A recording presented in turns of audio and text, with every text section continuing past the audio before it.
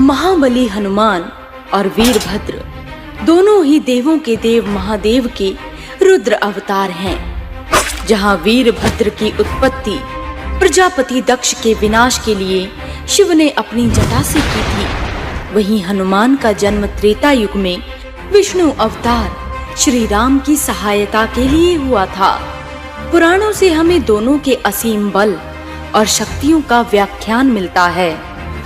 पर क्या हो अगर ये दोनों अति बलशाली शक्तियां टकराएं? वाल्मीकि रामायण के उत्तरकांड में हमें ऐसे ही एक युद्ध की कथा मिलती है। रामायण के अनुसार अयोध्या लौटने और अपना राजपाट संभालने के बाद श्री राम ने अश्वमेघ यज्ञ का विचार किया, जिसके लिए उन्होंने श्वेत अश्व के गले में रामराज का सोने का पट्टा डालकर उसे स्वतंत्र छोड़ दिया था। अश्वमेघ यज्ञ के अनुसार जहां जहां से भी उनका अश्व गुजरेगा वो सब राम राज्य का हिस्सा माना जाएगा। जब श्री राम ने अश्वमेघ यज्ञ किया तो यज्ञ का घोड़ा घूमते घूमते वीरमणि के राज्य देवपुर में जा पहुंचा। वीरमणि भगवान शिव का परम भक्त था और उन्हें वरदान था कि जब भी उनके राज्य पर किसी भी प्रकार का कोई भी संकट आएगा तब भगवान शिव स्वयं उनकी रक्षा के लिए आएंगे। वीरमणि के पुत्र रुक्मांगद ने जब यज्ञ के घोड़े को उसके राज्य में खुला घूमते देखा तो उसे बंदी बना लिया। ये बात जब शत्रुघ्न को पता चली तो उन्होंने देवपुर पर आक्रमण करने का निश्चय किया। हमारे प्रभु श्री राम के अश्व रोकने का साहस भला किसमें है? राजा वीरमणि तो हमें सीधा चुनौती दे रहे हैं। इस दुस्साहस का जवाब उन्हें जरूर मिलेगा। शत्रुघ्न अपनी सेना को लेकर देवपुर पहुंच गए, जो महाबली हनुमान, जामवंत और अन्य वीरों से सुसज्जित थी। हनुमान क्योंकि स्वयं शिव के रुद्र अवतार थे, इसीलिए उन्हें वीरमणि को मिला वरदान ज्ञात था। इसी कारण उन्होंने पहले वीरमणि को संधि का अवसर दिया। महाराज, आपके पुत्र ने प्रभु राम के अश्व को रोका है, जिसके परिणाम स्वरूप अब हमको आपसे युद्ध करना होगा।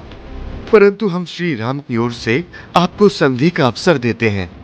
कृपया कर आप अपने राज्य को राम राज्य में सम्मिलित अधीन कर लीजिए।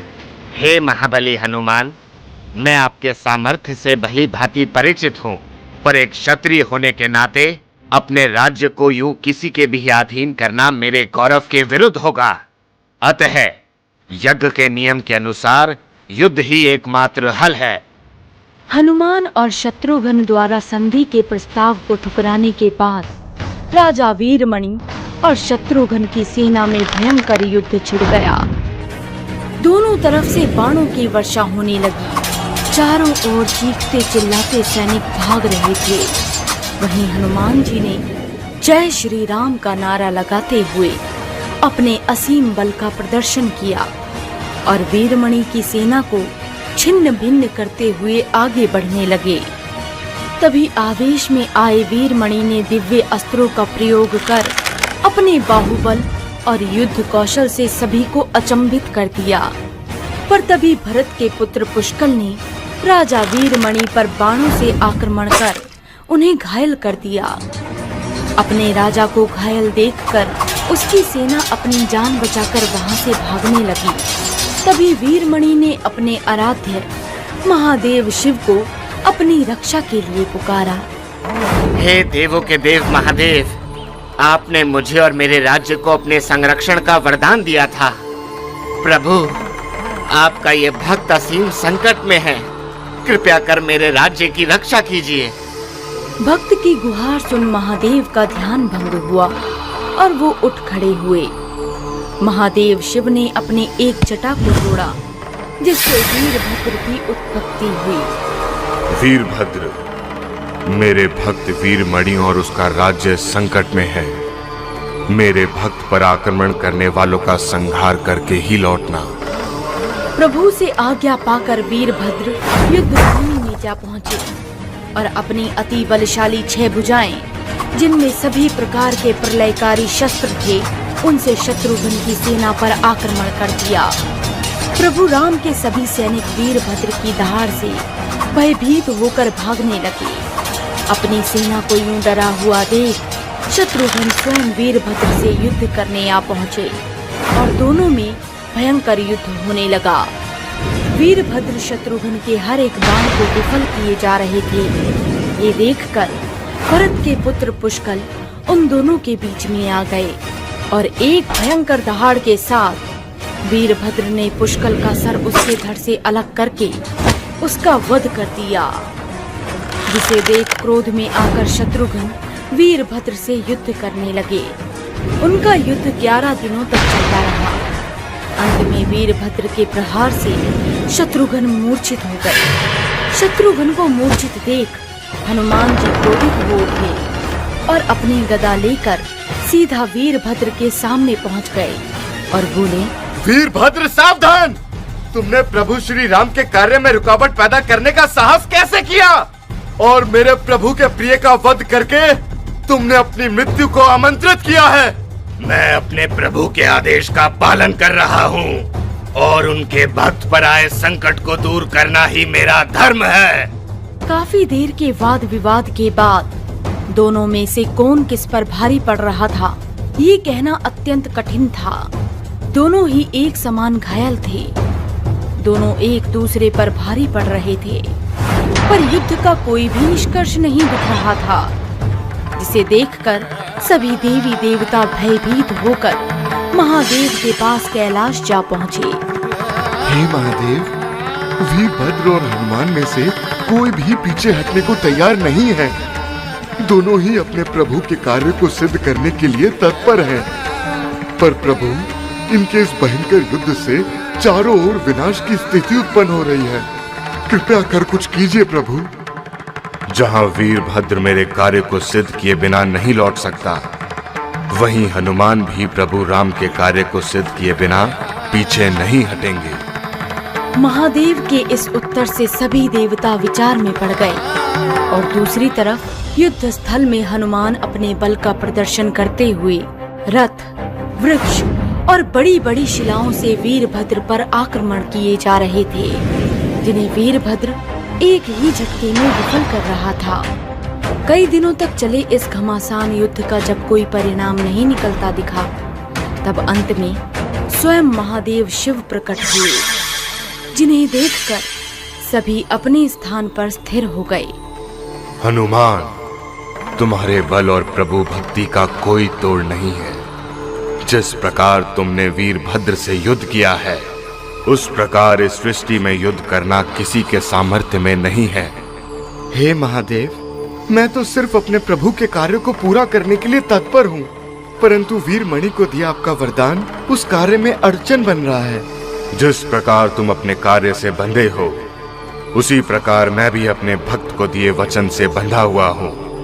अब तुम्हें मुझे पराजित करके ही ये राज्य मिलेगा।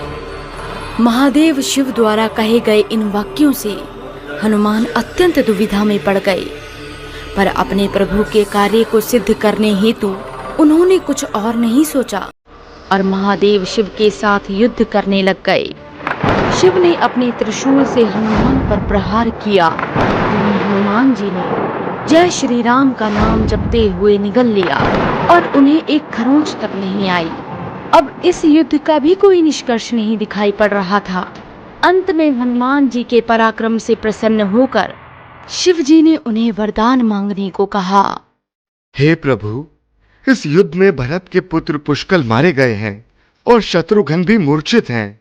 इनके प्राणों की रक्षा के लिए मुझे द्रोणागिरी पर्वत पर संजीवनी औषधि लेने जाना होगा। अतः तब तक आप मुझे इनकी रक्षा का आश्वासन दीजिए। शिव जी द्वारा दिए वरदान हेतु हनुमान जी तुरंत ही संजीवनी बूटी ले आए, जिनसे पुष्कल और शत्रुघ्न पुनः स्वस्थ हो गए।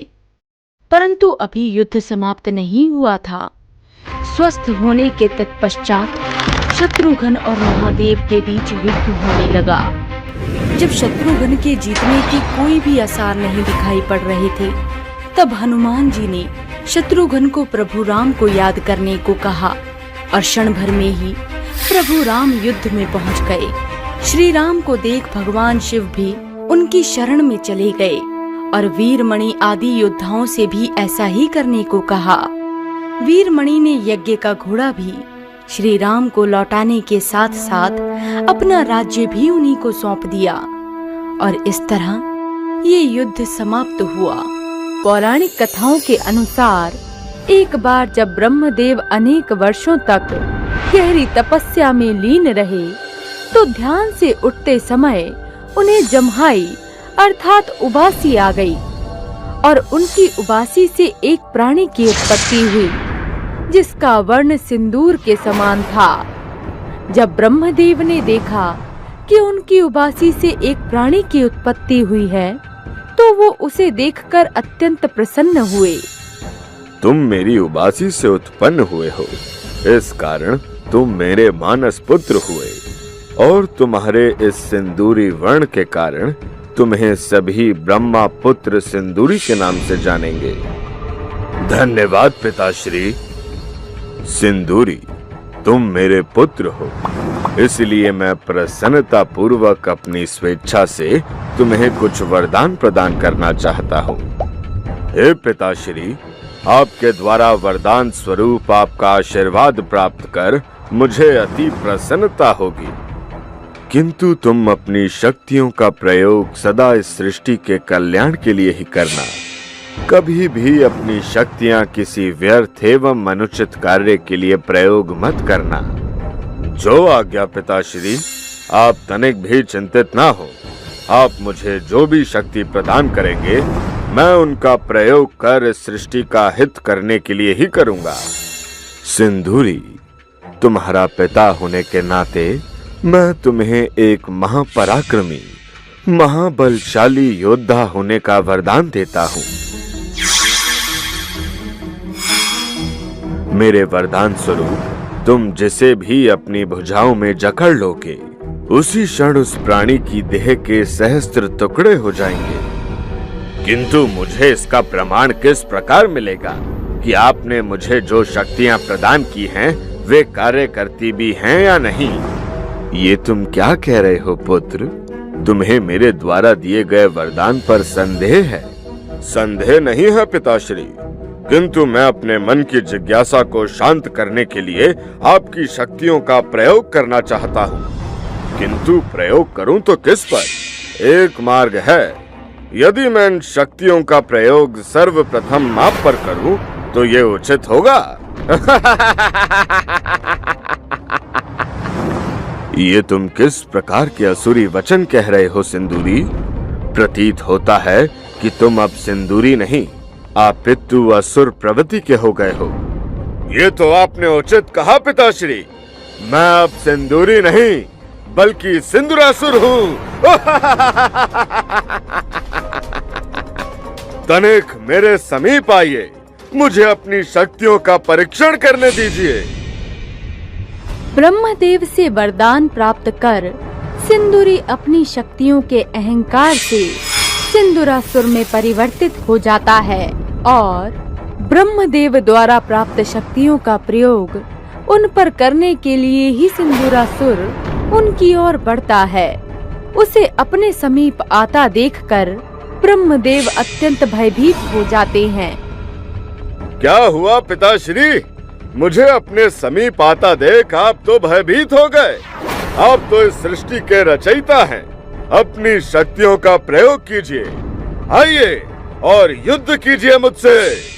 तुम्हारे भीतर की असुरी भावों ने तुम्हें दूषित कर दिया है, इसलिए तुम अपनी जीवा से मुझे पिताश्री कहकर मत पुकारो दुष्ट।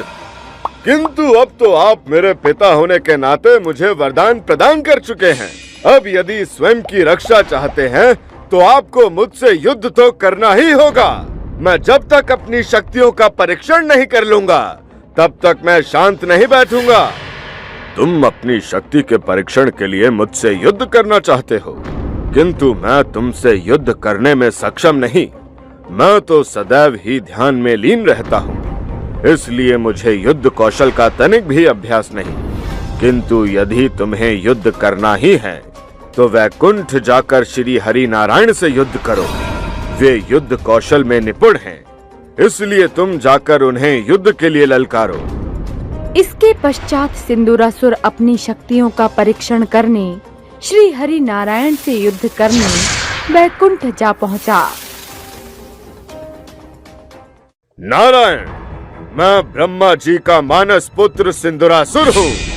मेरे पिता ब्रह्मदेव का कहना है कि आप युद्ध कौशल में बड़े ही निपुण हैं, किंतु मुझे ये ज्ञात नहीं कि हम दोनों में से अधिक शक्तिशाली आप हैं या मैं। सिंदूरासुर, किंतु तुम्हें ये ज्ञात क्यों करना है कि हम दोनों में से अधिक शक्तिशाली कौन है? क्योंकि मेरे पिताश्री ने मुझे यह वरदान दिया है कि मैं जिसे भी अपनी भुजाओं में जकड़ लूंगा उसके शरीर के सहस्त्र टुकड़े हो जाएंगे। इसलिए मैं आपसे युद्ध करके इसका प्रमाण प्राप्त करना चाहता हूँ कि पिताश्री द्वारा दिया वरदान सत्य ही फलदायी है या नहीं। सिंदूरासुर, मैं तुम्हारी इस जिज्ञासा को शांत करने के लिए अवश्य तुमसे युद्ध करता, किंतु अनेक असुरों का वध कर करके मैं तनिक क्लांत हो गया हूँ और कुछ समय विश्राम करना चाहता हूँ। इसलिए तुम कैलाश पर जाकर कुमार कार्तिकेय को युद्ध के लिए ललकारो। महादेव पुत्र कार्तिकेय ही सभी देवताओं के सेनापति हैं और तुम्हारे साथ युद्ध करने में वो पूर्णतः सक्षम हैं। विष्णु जी के वचन सुनकर सिंदूरासुर कुमार कार्तिकेय से युद्ध करने कैलाश पर जा पहुंचा, जहां उसकी दृष्टि माता पार्वती पर पड़ी। जिस क्षण सिंदूरासुर ने माता पार्वती को देखा, उस समय माता पार्वती अपने हाथों से भगवान श्री गणेश की रचना कर रही थीं। माता पार्वती इस जगत की जननी है, जिनका रूप अत्यंत सुंदर एवं मनमोहक है। जब सिंदूरासुर की दृष्टि माता पार्वती पर पड़ी, तो वो उनके अत्यंत सुंदर रूप को देखकर उन पर मोहित हो गया और उसने माता पार्वती पर अपनी कुदृष्टि डाली। किंतु वो माता के समीप भी पहुंच पाता, उससे पूर्व ही माता पार्वती द्वारा मिट्टी से निर्मित किए गणेश जी ने अपनी अदृश्य शक्तियों से उस दुष्ट पर अदृश्य प्रहार किया, जिससे वो सीधा ब्रह्मदेव के चरणों में जा गिरा। तुम इसके ही योग्य हो सिंदूरासुर। तुमने मेरे पुत्र होकर भी स्वयं माँ आदि शक्ति पर अपनी कुदृष्टि डालने का नीच कृत्य किया है। मैं तुम्हें ये श्राप देता हूँ कि जिस जगत जननी माँ आदि शक्ति पर तुमने अपनी कुदृष्टि डाली है, उन्हीं का अनुज पुत्र तुम्हारे अंत का कारण बनेगा। आपके ही वरदान के अनुसार मैं सर्वशक्तिशाली हूँ और इस संसार में ऐसा कोई नहीं जो मेरा अंत कर सके। स्वयं पर नियंत्रण रखो सिंदूरासुर, वरना शीघ्र ही संसार से सदैव के लिए तुम्हारा अंत होना निश्चित है। ब्रह्मदेव द्वारा समझाने के पश्चात भी सिंदूरासुर अपने आसुरी कृत्यों में लीन रहता है। अनेक वर्षों तक सभी देवता उसके आतंक से भयभीत रहते हैं, जिसके बाद सभी देवतागण उसके अत्याचारों से मुक्ति पाने हेतु अपनी समस्या के समाधान के लिए महादेव की शरण में जा पहुंचते हैं। त्राहिमाम प्रभु, त्राहिमाम। उस दुष्ट सुंदरासुर ने हमें अपने अत्याचारों से व्याकुल कर दिया है। अब उस दुष्ट से आप ही हमारी रक्षा करें महादेव। इंद्रदेव, जब आपके साथ इस सृष्टि के रचयिता और पालनहार हैं, तो आपको मेरी सुरक्षा की भला क्या आवश्यकता आन पड़ी। महादेव, आप तो देवों के देव हैं, हम सबके आराध्य हैं। प्रभु, ब्रह्मदेव द्वारा दिए वरदान के कारण हम सिंदूरासुर का अंत करने में सक्षम नहीं हैं। सिंदूरासुर का अंत केवल और केवल आपके पुत्र विघ्नहर्ता गणेश द्वारा ही संभव है। इसलिए हम सहायता हेतु आपके समक्ष आ पहुँचे हैं। नारायण, यदि इस असुर का अंत प्रभु गणेश के हाथों संभव है, तब तो आपको पुत्र गणेश का ध्यान कर उन्हें इस दुष्ट के संदर्भ में अवगत कराना होगा। महादेव की आज्ञानुसार जैसे ही सभी देवतागण भगवान श्री गणेश का ध्यान करने के लिए अपने नेत्र बंद करते हैं, तो उसी क्षण सिंदूरासुर सभी देवताओं को ढूंढते हुए कैलाश पर आ जाता है। तो अब तुम लोग सहायता के लिए महादेव के पास आ पहुँचे हो, किंतु तुम्हें यह स्मरण अवश्य करा दूं कि महादेव भी तुम्हारी रक्षा करने में सक्षम नहीं। मैं सर्वशक्तिशाली हूँ। इस संसार में ऐसा कोई नहीं जो मुझसे तुम्हारी रक्षा कर सके, जो मुझे युद्ध में परास्त कर सके। सभी देवताओं सहित महादेव का उपहास करते हुए दुष्ट सिंदूरासुर अपना विशाल रूप धारण कर सभी देवताओं को अपनी भुजाओं में धर लेता है और उनका अंत करने का प्रयास करता है। प्रतीत होता है कि तुम देवताओं को मेरी शक्तियों पर कोई शंका है, किंतु कोई बात नहीं, मैं इसी क्षण तुम्हारे मन की शंका को दूर कर देता हूँ। मेरी विशाल भुजाओं में अधिक देर तक जीवित नहीं रह पाओगे। बस कुछ ही क्षणों में तुम सब मृत्यु को प्राप्त हो जाओगे। सिंदूरासुर से स्वयं की रक्षा के लिए सभी देवतागण भगवान श्री गणेश का ध्यान करने लगते हैं। सभी देवताओं की पुकार सुनकर भगवान श्री गणेश उनके समक्ष प्रकट होते हैं। दुष्ट सिंदूरासुर, तुम्हारा इतना दुस्साहस कि तुम महादेव के समक्ष देवताओं को क्षति पहुंचाने का प्रयास करो। दुष्ट, ब्रह्मदेव ने तुझे सुधरने का एक अवसर प्रदान किया था, किंतु तूने उसके पश्चात भी सभी देवता गणों को हानि पहुंचाई। उसके पश्चात तूने मेरी माता, इस समस्त संसार की माता माँ आदि शक्ति पर भी अपनी कुदृष्टि डाली। तू दंड का नहीं, मृत्यु का भागी है। इसीलिए आज मेरे हाथों तेरा अंत होना निश्चित है। विचित्र गजमुख प्राणी, जब त्रिदेव भी मेरा अंत नहीं कर पाए तो भला तू मेरा अंत करेगा? स्वयं की भलाई चाहता है तो चला जाए यहाँ से, अन्यथा इन सभी के साथ आज तेरा भी अंत हो जाएगा। स्वयं पर इतना अहंकार उचित नहीं सिंदूरासुर। मेरा परिहास करने से पूर्व युद्ध भूमि में मेरा सामना करो, तब तुम्हें अवश्य ही ज्ञात हो जाएगा कि ये विचित्र गजमुख प्राणी तुम्हारी क्या दुर्दशा कर सकता है। तो तुम स्वयं को मुझसे अधिक शक्तिशाली समझते हो? यदि ऐसा है तो उचित है, करो मुझसे युद्ध। अभी तुम्हें ज्ञात हो जाएगा कि कौन किसकी क्या दशा करता है।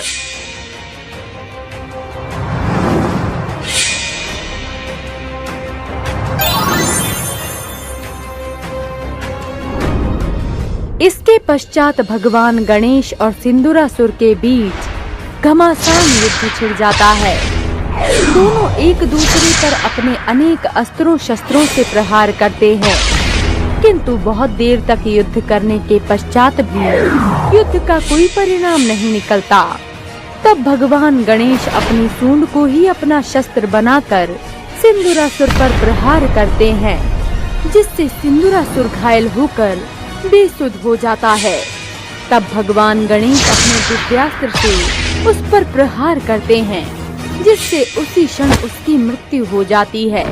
और इस प्रकार भगवान गणेश के हाथों सिंदूरासुर नामक भयानक असुर का अंत होता है। शिव महापुराण के अनुसार पौराणिक काल में असुरों का राजा दंभ हुआ करता था। वो भगवान विष्णु का अनयन भक्त था। कई वर्षों के उपरांत तक दैत्यराज दंभ को कोई संतान प्राप्त नहीं हुई। दैत्यराज दंभ ने पुत्र की कामना हेतु शुक्राचार्य को अपना गुरु मानकर उनसे श्री कृष्ण मंत्र की सिद्धि प्राप्त की। ये मंत्र प्राप्त करके वो पुष्कर सरोवर में घोर तपस्या करने लगा। भगवान विष्णु दैत्यराज दंभ की तपस्या से अति प्रसन्न होकर पुत्र रत्न का आशीर्वाद दे देते हैं। कुछ कालखंड के उपरांत दैत्यराज दंभ के घर एक पुत्र का जन्म हुआ, जिसका नाम चंद्रचूड़ रखा गया। अपने गुरु शुक्राचार्य के कथानुसार शंखचूर्ण युवावस्था में ही ब्रह्मदेव की घोर तपस्या पुष्कर सरोवर में जाकर करने लगा। कई वर्षों की घोर तपस्या के उपरांत हे वत्स, तुम्हारी घोर साधना के कारण मुझे विवश होकर तुम्हारे पास आना पड़ा। मैं तुम्हारी तपस्या से अति प्रसन्न हूँ। तुम अपना इच्छित वर मांगो। हे परमपिता, दैत्यराज धुम्ब के पुत्र शंखचूर्ण का प्रणाम स्वीकार करें। आप मुझे अमृतत्व का वरदान प्रदान करें, जिससे समस्त तीनों लोकों में कोई भी देवता मेरा वध ना कर सके। मैं सर्वथा अजय रहूं। हे परम भक्त, मृत्यु लोक में जीवन मरण मेरे ही द्वारा बनाया गया विधान है, जिसे स्वयं मैं भी नहीं तोड़ सकता हूँ। अतएव मैं तुम्हें अमृतत्व का वर नहीं दे सकता हूँ, अपितु तीनों लोकों में कोई भी तुम्हारा अहित नहीं कर पाएगा। ये श्री हरि कवच तुम्हें सदैव अजय रखेगा। मृत्यु तुम्हें कदापि स्पर्श भी नहीं कर पाएगी, जब तक यह श्री हरि कवच तुम्हारे पास रहेगा। शंखचूर्ण श्री हरि कवच को अपने हाथ में धारण कर लेता है और बड़े ही आदर के साथ ब्रह्मदेव को प्रणाम करता है। हे वत्स, तुम यथा शीघ्र बद्रीवन जाकर धर्मध्वज की तपस्विनी पुत्री तुलसी से विवाह करो। वो भी एक राक्षस कुल की शिव भक्त कन्या है। जब तक तुलसी देवी का तुम्हारे प्रति सच्ची निष्ठा रहेगी, तब तक तुम अजय रहोगे। शंखचूर्ण ब्रह्मदेव को नमन करते हुए कहता है, जैसी आपकी आज्ञा परमपिता ब्रह्मदेव। तथास्तु। शंखचूड़ बद्री वन जाकर तुलसी देवी के तपस्विनी स्वरूप को देखकर मोहित हो जाता है, क्योंकि तुलसी की सुंदर कोमल काया किसी अप्सरा की भांति प्रतीत हो रही थी। हे सुंदरी, अपना परिचय दो। तुम इस तपोवन में अकेली क्या कर रही हो? तुम्हें तनिक भी भय नहीं लगता इस घनघोर वन में? हे श्रेष्ठ जन, मैं धर्मध्वज की तपस्विनी पुत्री तुलसी हूँ। इस तपोवन में मैं तप कर रही हूँ। ईश्वर की आराधना में किस बात का भय? हे श्रेष्ठ जन, कृपया अपना परिचय दें। हे तपस्विनी, मैं दैत्यराज दंभ का पुत्र शंखचूर्ण हूँ। आपके पास एक खास प्रयोजन से यहाँ आया हुआ हूँ। हे दैत्यराज, आपका यहाँ आने का क्या प्रयोजन है? आपका यहाँ आने का प्रयोजन प्रथम दृष्टया मुझे अनुचित सा प्रतीत हो रहा है। एक तपस्विनी के तेज को साक्षात त्रिदेव भी सहन नहीं कर सकते, तो आप क्या हैं? हे देवी, आप हमसे भली भांति परिचित नहीं हैं। मेरे ही कारण संपूर्ण त्रिलोक में हाहाकार मचा हुआ है। मैं पूर्व जन्म में श्री कृष्ण का अन्यन मित्र सुदामा हूँ। राधा देवी के एक श्राप के कारण मैंने शंखचूर्ण के रूप में जन्म लिया है। अतएव श्री कृष्ण के आशीर्वाद से मुझे अपने पूर्व जन्म का भली भांति स्मरण है, जो स्वयं मेरे इष्ट देव हैं। और हाँ, ब्रह्मदेव के आदेश अनुसार मैं आपसे विवाह करने की इच्छा रखता हूँ। आपकी सत्यवाणी और आदर्श व्यवहार से मैं अत्यंत प्रभावित हूँ।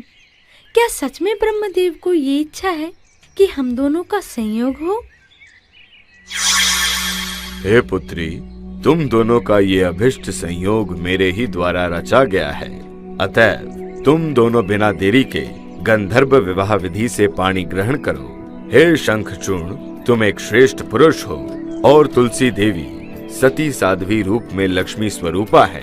तुम दोनों के सद्गुणों का योग ही इस मिलन का कारण है। दोनों के विवाह के उपरांत शंखचूर्ण अपने बल से असुरों, दानवों, राक्षसों, गंधर्वों, नागों, किन्नरों, मनुष्यों तथा सभी प्राणियों पर विजय प्राप्त कर लेता है। भगवान श्री कृष्ण का परम भक्त होने के कारण उसके सभी अभीष्ट कार्य पूरे हो जा रहे थे। समस्त भूलोक पर मेरी जय जयकार हो रही है। अब वो समय दूर नहीं जब देवलोक पर एक शस्त्र दैत्यों का राज होगा। समस्त मानव, दानव व देव सिर्फ मेरी ही पूजा करेंगे। किसी की जीवा से ब्रह्मा, विष्णु और महेश का नाम नहीं निकलेगा। हे दैत्यराज, समस्त भूमंडल पर आपकी जय जयकार हो रही है। अब क्यों ना आप देवलोक पर आक्रमण कर स्वर्ग के सिंहासन पर विराजमान हो। आपके लिए स्वर्ग ही उपयुक्त स्थान है। अवश्य ही देवलोक पर आक्रमण की तैयारी करो। अभी तो ये आरंभ है। आगे आगे देखते जाओ हम क्या क्या करते हैं। सेनापति के साथ समस्त राक्षस गण कहते हैं, दैत्यराज शंखचूर्ण की जय हो। दैत्यराज शंखचूड़ की जय हो। ये देखकर अति उत्साह के साथ अपनी सेना के साथ देवलोक पर आक्रमण कर देता है। हे इंद्रदेव, तुम मेरी शरण में आ जाओ, मैं तुम्हें अभय दान दे दूंगा, अपितु तुम स्वप्न में भी अपने स्वर्ग की रक्षा नहीं कर पाओगे। हे दैत्यराज, ये तुम नहीं बोल रहे हो, अपितु तुम्हारा अहंकार बोल रहा है। तुम्हारी मृत्यु मेरे ही हाथों सुनिश्चित है। हे मूर्ख इंद्र, तुम मेरी शक्तियों से भली भांति परिचित नहीं हो। इस दुस्साहस के लिए तुम्हें अवश्य दंड मिलेगा। शंखचूर्ण कटार को इंद्रदेव की तरफ फेंकता है और इंद्रदेव भी अपने वज्र से कटार को निष्फल कर देते हैं। ऐसे ही भयंकर युद्ध चलने लगता है। तभी शंखचूर्ण दिव्यास्त्र का प्रयोग करके इंद्रदेव को घायल कर देता है। इधर समस्त देवता गण इंद्रदेव को घायल देखकर स्वर्गलोक छोड़कर ब्रह्मा जी के पास सहायता हेतु जाते हैं। ब्रह्मा जी कहते हैं, भगवान विष्णु का वह अनन्य भक्त है, इस कार्य में भगवान विष्णु ही हमारी सहायता कर सकते हैं। तभी ब्रह्मदेव समस्त देवता गण के साथ बैकुंठ धाम जाते हैं और सब लोग विष्णु भगवान को प्रणाम करते हैं। त्राहिमाम, त्राहिमाम, त्राहिमाम हे नारायण, आप हमारी शंखचूड़ के दर्शन से रक्षा करें। हमारा जीवन अनाथों की तरह हो गया है, हम सब आपके शरण में आए हैं। हे ब्रह्मदेव, शंखचूर्ण मेरा ही प्रिय भक्त है, जो पूर्व जन्म में मेरा पार्षद और परम सखा सुदामा था, पर राधा के कोप भाजन के कारण उसे राक्षस योनि में जन्म लेना पड़ा और गौलोक से उसे पृथ्वी लोक पर अपने कर्मों का फल भोगने के लिए आना पड़ा। उसकी मृत्यु भगवान शिव के त्रिशूल से ही संभव है। उसके उपरांत वो मोक्ष प्राप्त कर पुनः वैकुंठ धाम मेरे पास आ जाएगा। अतएव आप महादेव के पास कैलाश पर्वत जाएं, जो आपके इस अभिष्ट कार्य में सहाय होंगे। ब्रह्मदेव के साथ समस्त देवगण कैलाश पर्वत पर पहुंचकर शंखचूर्ण के अत्याचारों से मुक्ति के लिए प्रार्थना करने लगते हैं। भगवान शिव भी देवगण की सहायता के लिए चित्ररथ नामक गण को अपना दूत बनाकर शंखचूर्ण की सभा में भेजते हैं। हे दैत्यराज शंखचूर्ण, मैं महादेव का भक्त चित्ररथ हूँ। आपकी सभा में महादेव के दूत के रूप में उपस्थित हुआ हूँ। हे दूत, बोलो, कैलाशवासी का क्या संदेश लेकर आए हो? क्या वो भी मेरी शरण में आना चाहते हैं? हे दानवराज, आपसे विनम्र निवेदन है कि आप देवताओं को उनका स्वर्ग लोक पुनः वापस कर दें और शिव की शरण में आप आ जाओ, जहां आपकी और समस्त दानव कुल की भलाई है। अगर तुम्हारे शिव को इतना भय है तो बोलो, वो मेरी शरण में आ जाए, मैं उसके प्राणों की रक्षा करूंगा। अपितु मैं स्वयं कैलाश पर आक्रमण कर स्वर्ग की ही भांति शिव की नगरी पर अपना आधिपत्य स्थापित कर लूंगा। चित्ररथ महादेव के समक्ष प्रस्तुत होकर शब्दशः वर्णन करता है। महादेव अपनी अवज्ञा सुनकर अपने समस्त गण के साथ युद्ध स्थल में पहुंच जाते हैं। हे अभिमानी दैत्य, तुम्हारे पापों का घड़ा भर चुका है, अब तुम्हारा अंतिम समय निश्चित है। मेरा अंतिम समय कदापि भी संभव नहीं है। मैंने तुम्हें अपनी शरण में आने का निमंत्रण दिया था, परंतु तुमने इस अवसर को खो दिया। हे धूर्त दैत्य, मृत्यु को सामने देखकर तुम्हें तनिक भी भय प्रतीत नहीं हो रहा है। अभी भी तुम्हारे पास समय है। इस हिंसा के मार्ग को त्याग कर मेरी शरण में आ जाओ, मैं तुम्हें अभयदान दे दूंगा। ए कैलाशवासी, अभी तो स्वर्ग लोक पर विजय स्थापित किया है। तुम्हारे कैलाश विजय के उपरांत वैकुंठ धाम, फिर ब्रह्मलोक पर विजय स्थापित कर समस्त त्रिलोक पर असुर साम्राज्य का राज्य होगा और तुम देवताओं के स्थान पर मेरी पूजा की जाएगी। हे अभिमानी, तुम्हारा यह स्वप्न कदापि भी पूर्ण नहीं होगा। अब तो मेरे क्रोध से साक्षात नारायण भी तुम्हारी रक्षा नहीं कर सकते। शंखचूर्ण क्रोधित होकर महादेव पर अपनी कटार से हमला करता है। तभी महादेव अपनी हथेली से एक किरण निकालकर उसके अस्त्र को निष्फल कर देते हैं। इस प्रकार देवताओं और दैत्यों के मध्य महाप्रलयंकारी युद्ध होने लगा, परंतु ब्रह्मा जी के वरदान के कारण समस्त देवगण की शंखचूर्ण पर विजय होती प्रतीत नहीं हो रही थी। भगवान शिव जैसे ही शंखचूर्ण का वध करने के लिए अपना त्रिशूल उठाया, तभी अकस्मात भद्रकाली प्रकट होकर कहती हैं, हे देवाधिपति महादेव, आपके हाथ से ही इस दैत्य का वध ब्रह्मा जी द्वारा रचा गया है। अपितु जब तक शंखचूर्ण के हाथ में भगवान विष्णु का सुरक्षा कवच रहेगा और साथ में इसकी अर्धांगिनी तुलसी के सतीत्व को खंडित नहीं किया जाता है, तब तक शंखचूर्ण अजय है। इस पर आपके किसी भी दिव्यास्त्र का प्रभाव नहीं होगा। इतना कहते ही देवी भद्रकाली रणस्थल से अदृश्य हो जाती हैं। भद्रकाली की भविष्यवाणी सुनकर भगवान विष्णु वृद्ध ब्राह्मण का रूप धारण कर शंखचूर्ण के पास जाकर कहते हैं, हे महाबली, यह वृद्ध ब्राह्मण आपके विजय की चेष्टा रखता है और आपके इस श्री हरि कवच को दान स्वरूप मांगता है। हे ब्राह्मण देव, आप मेरा ये श्री हरि कवच लीजिए। श्री हरि की कृपा मुझ पर पूर्व जन्म से है, इसलिए मैं अजय हूँ। भगवान विष्णु ने ब्रह्मा जी द्वारा दिए हुए श्री हरि कवच को धारण कर शंखचूर्ण के रूप में तुलसी के द्वार पर पहुंचकर अपने महादेव पर विजय होने की सूचना दी। ये सुनकर देवी तुलसी अति प्रसन्न होकर पति रूप में आए भगवान विष्णु का स्वागत करती हैं। ऐसा करते ही तुलसी का सतीत्व खंडित हो जाता है। तुलसी देवी की पतिव्रता में ही शंखचूर्ण की संपूर्ण शक्ति निहित थी। वरदान की शक्ति के खत्म होने के उपरांत भगवान शिव ने शंखचूर्ण का वध अपने त्रिशूल से कर दिया और देवताओं को उसके अत्याचार से मुक्त कराया। तत्पश्चात शंखचूर्ण का सर तुलसी के आंगन में आ गिरता है। तुलसी देवी सहसा ये देखकर हतप्रभ होकर विलाप करते हुए कहती हैं, हाँ, किस पर पुरुष ने मेरे सतीत्व संकल्प को खंडित करने का दुस्साहस किया?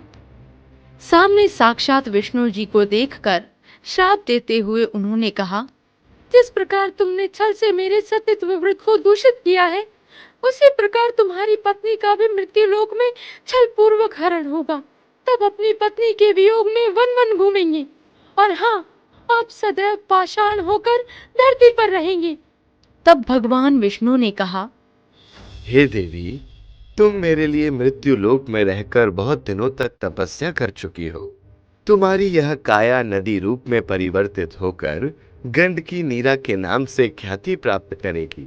तुम पुष्पों में श्रेष्ठ तुलसी के वृक्ष के रूप में इस पृथ्वी लोक में सर्वदा पूजनीय रहोगी। हे देवी, आपके श्राप को सत्य करने के लिए मैं पाषाण यानी शालिग्राम बनकर इस पृथ्वी लोक पर रहूंगा। गंडकी नदी के तट पर मेरा वास होगा और जहाँ भी शालिग्राम यानी मेरी पूजा होगी, आपके तुलसी पत्र के बिना मेरी पूजा निष्फल मानी जाएगी। अगर आपको ये वीडियो अच्छी लगी हो तो वीडियो को लाइक करें और हमारे चैनल महावॉरियर को जरूर सब्सक्राइब करें और साथ ही वीडियो की अपडेट पाने के लिए बेल आइकन को जरूर दबाएं। और आप अगली कहानी किस महावॉरियर की देखना चाहते हैं, आप हमें ये भी कमेंट्स करके बता सकते हैं।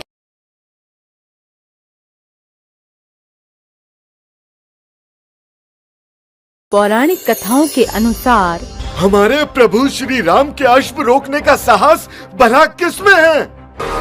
वीरभद्र, मेरे भक्त वीरमणि और उसका राज्य संकट में है। मेरे भक्त पर आक्रमण करने वालों का संहार करके ही लौटना। वीरभद्र सावधान!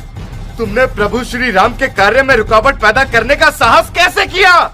और मेरे प्रभु के प्रिय का वध करके तुमने अपनी मृत्यु को आमंत्रित किया है। मैं अपने प्रभु के आदेश का पालन कर रहा हूँ और उनके भक्त पर आए संकट को दूर करना ही मेरा धर्म है। जहाँ वीरभद्र मेरे कार्य को सिद्ध किए बिना नहीं लौट सकता, वहीं हनुमान भी प्रभु राम के कार्य को सिद्ध किए बिना पीछे नहीं हटेंगे। महाबली हनुमान और वीरभद्र दोनों ही देवों के देव महादेव के रुद्र अवतार हैं। जहां वीरभद्र की उत्पत्ति प्रजापति दक्ष के विनाश के लिए शिव ने अपनी जटा से की थी, वहीं हनुमान का जन्म त्रेता युग में विष्णु अवतार श्री राम की सहायता के लिए हुआ था। पुराणों से हमें दोनों के असीम बल और शक्तियों का व्याख्यान मिलता है। पर क्या हो अगर ये दोनों अति बलशाली शक्तियां टकराएं? वाल्मीकि रामायण के उत्तरकांड में हमें ऐसे ही एक युद्ध की कथा मिलती है। रामायण के अनुसार अयोध्या लौटने और अपना राजपाट संभालने के बाद श्री राम ने अश्वमेघ यज्ञ का विचार किया, जिसके लिए उन्होंने श्वेत अश्व के गले में रामराज का सोने का पट्टा डालकर उसे स्वतंत्र छोड़ दिया था। अश्वमेघ यज्ञ के अनुसार जहां जहां से भी उनका अश्व गुजरेगा वो सब राम राज्य का हिस्सा माना जाएगा।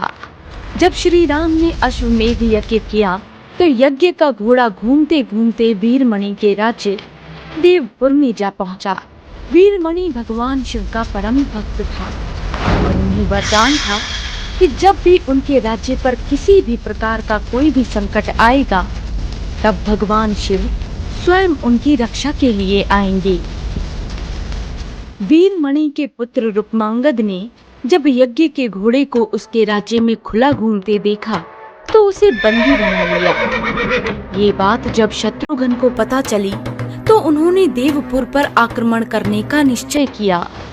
हमारे प्रभु श्री राम के अश्व रोकने का साहस भला किसमें है? राजा वीरमणि तो हमें सीधा चुनौती दे रहे हैं। इस दुस्साहस का जवाब उन्हें जरूर मिलेगा। शत्रुघ्न अपनी सेना को लेकर देवपुर पहुंच गए, जो महाबली हनुमान, जामवंत और अन्य वीरों से सुसज्जित थी।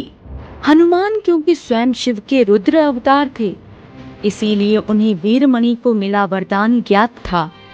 इसी कारण उन्होंने पहले वीरमणि को संधि का अवसर दिया। महाराज, आपके पुत्र ने प्रभु राम के अश्व को रोका है, जिसके परिणाम स्वरूप अब हमको आपसे युद्ध करना होगा, परंतु हम श्री राम की ओर से आपको संधि का अवसर देते हैं। कृपया कर आप अपने राज्य को राम राज्य में सम्मिलित अधीन कर लीजिए। हे महाबली हनुमान, मैं आपके सामर्थ्य से भली भांति परिचित हूँ, पर एक क्षत्रिय होने के नाते अपने राज्य को यूं किसी के भी अधीन करना मेरे गौरव के विरुद्ध होगा। अतः यज्ञ के नियम के अनुसार युद्ध ही एकमात्र हल है। हनुमान और शत्रुघ्न द्वारा संधि के प्रस्ताव को ठुकराने के बाद राजा वीरमणि और शत्रुघ्न की सेना में भयंकर युद्ध छिड़ गया। दोनों तरफ से बाणों की वर्षा होने लगी। चारों ओर चीखते चिल्लाते सैनिक भाग रहे थे। वहीं हनुमान जी ने जय श्री राम का नारा लगाते हुए अपने असीम बल का प्रदर्शन किया और वीरमणि की सेना को छिन्न भिन्न करते हुए आगे बढ़ने लगे। तभी आवेश में आए वीरमणि ने दिव्य अस्त्रों का प्रयोग कर अपने बाहुबल और युद्ध कौशल से सभी को अचंभित कर दिया। पर तभी भरत के पुत्र पुष्कल ने राजा वीरमणि पर बाणों से आक्रमण कर उन्हें घायल कर दिया। अपने राजा को घायल देखकर उसकी सेना अपनी जान बचाकर वहां से भागने लगी। तभी वीरमणि ने अपने आराध्य महादेव शिव को अपनी रक्षा के लिए पुकारा। हे देवों के देव महादेव, आपने मुझे और मेरे राज्य को अपने संरक्षण का वरदान दिया था। प्रभु, आपका ये भक्त असीम संकट में है, कृपया कर मेरे राज्य की रक्षा कीजिए। भक्त की गुहार सुन महादेव का ध्यान भंग हुआ और वो उठ खड़े हुए। महादेव शिव ने अपने एक जटा को तोड़ा, जिससे वीरभद्र की उत्पत्ति हुई। वीरभद्र, मेरे भक्त वीरमणि और उसका राज्य संकट में है। मेरे भक्त पर आक्रमण करने वालों का संहार करके ही लौटना। प्रभु से आज्ञा पाकर वीरभद्र युद्धभूमि में जा पहुंचे और अपनी अति बलशाली 6 भुजाएं, जिनमें सभी प्रकार के प्रलयकारी शस्त्र थे, उनसे शत्रुघ्न की सेना पर आक्रमण कर दिया।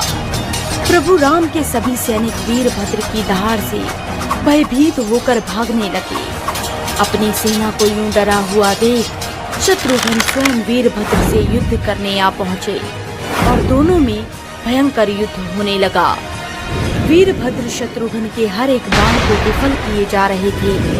ये देखकर भरत के पुत्र पुष्कल उन दोनों के बीच में आ गए और एक भयंकर दहाड़ के साथ वीरभद्र ने पुष्कल का सर उसके धड़ से अलग करके उसका वध कर दिया, जिसे देख क्रोध में आकर शत्रुघ्न वीरभद्र से युद्ध करने लगे। उनका युद्ध 11 दिनों तक चलता रहा।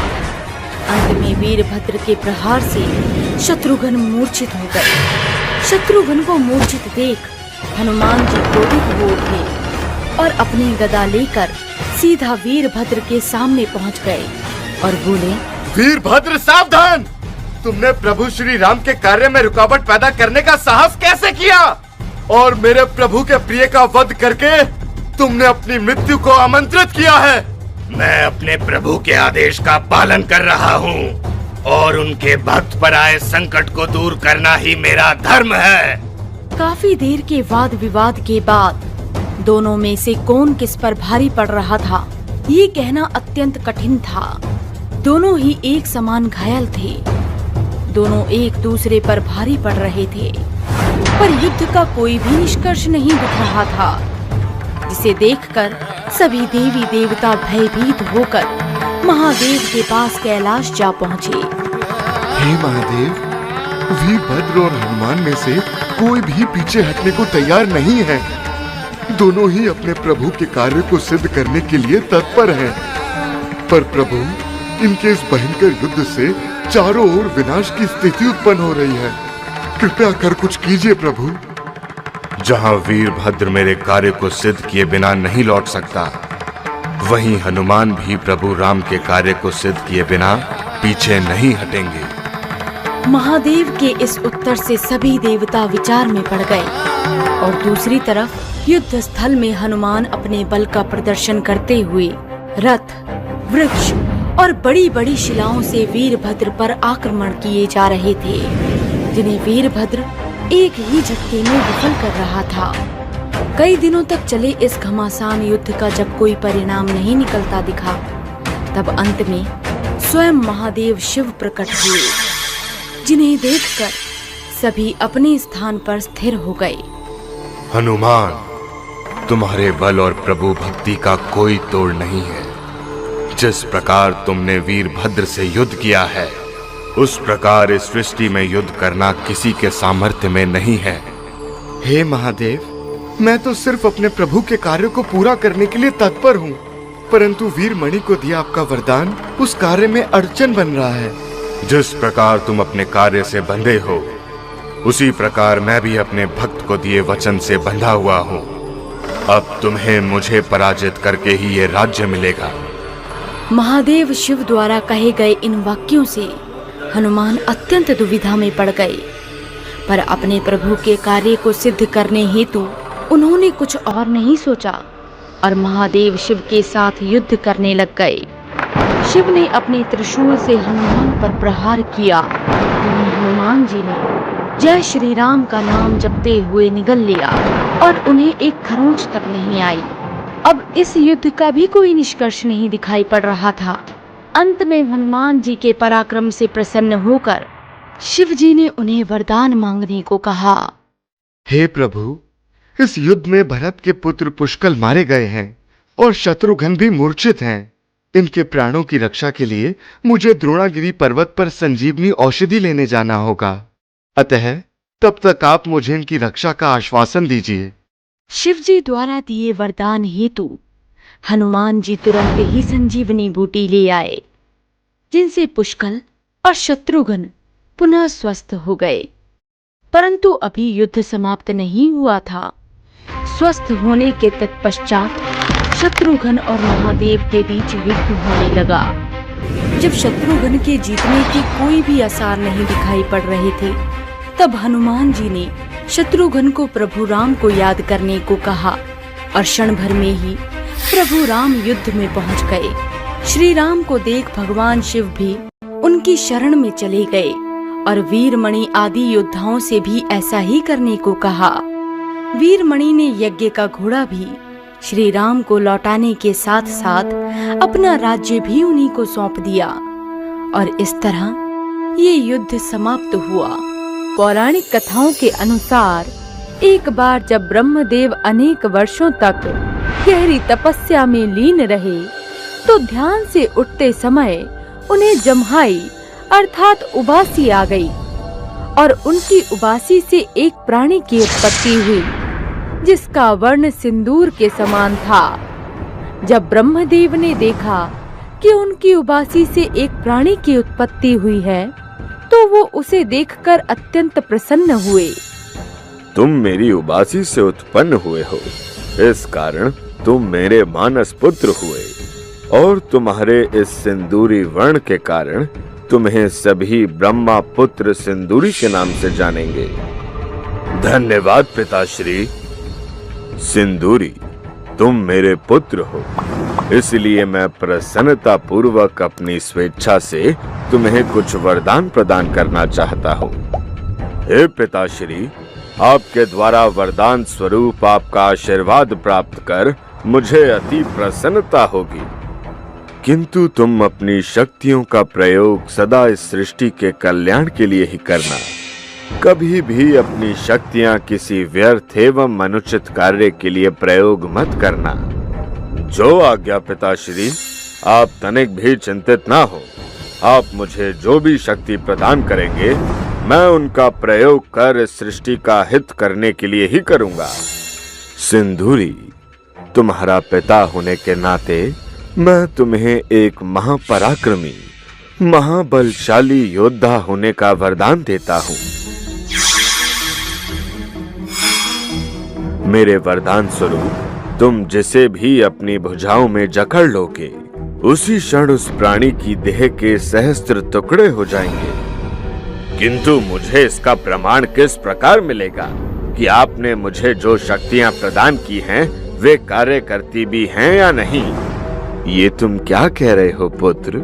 तुम्हें मेरे द्वारा दिए गए वरदान पर संदेह है? संदेह नहीं है पिताश्री, किंतु मैं अपने मन की जिज्ञासा को शांत करने के लिए आपकी शक्तियों का प्रयोग करना चाहता हूँ। किंतु प्रयोग करूँ तो किस पर? एक मार्ग है। यदि मैं इन शक्तियों का प्रयोग सर्वप्रथम आप पर करूँ तो ये उचित होगा। ये तुम किस प्रकार के असुरी वचन कह रहे हो सिंदूरी? प्रतीत होता है कि तुम अब सिंदूरी नहीं अपितु असुर प्रवृत्ति के हो गए हो। ये तो आपने उचित कहा पिताश्री। मैं अब सिंदूरी नहीं बल्कि सिंदूरासुर हूँ। तनिक मेरे समीप आइए, मुझे अपनी शक्तियों का परीक्षण करने दीजिए। ब्रह्मदेव से वरदान प्राप्त कर सिंदूरी अपनी शक्तियों के अहंकार से सिंदूरासुर में परिवर्तित हो जाता है और ब्रह्मदेव द्वारा प्राप्त शक्तियों का प्रयोग उन पर करने के लिए ही सिंदूरासुर उनकी ओर बढ़ता है। उसे अपने समीप आता देखकर ब्रह्मदेव अत्यंत भयभीत हो जाते हैं। क्या हुआ पिताश्री? मुझे अपने समीप आता देख आप तो भयभीत हो गए। आप तो इस सृष्टि के रचयिता हैं। अपनी शक्तियों का प्रयोग कीजिए, आइए और युद्ध कीजिए मुझसे। तुम्हारे भीतर की असुरी भावों ने तुम्हें दूषित कर दिया है, इसलिए तुम अपनी जीवा से मुझे पिताश्री कहकर मत पुकारो दुष्ट। किंतु अब तो आप मेरे पिता होने के नाते मुझे वरदान प्रदान कर चुके हैं।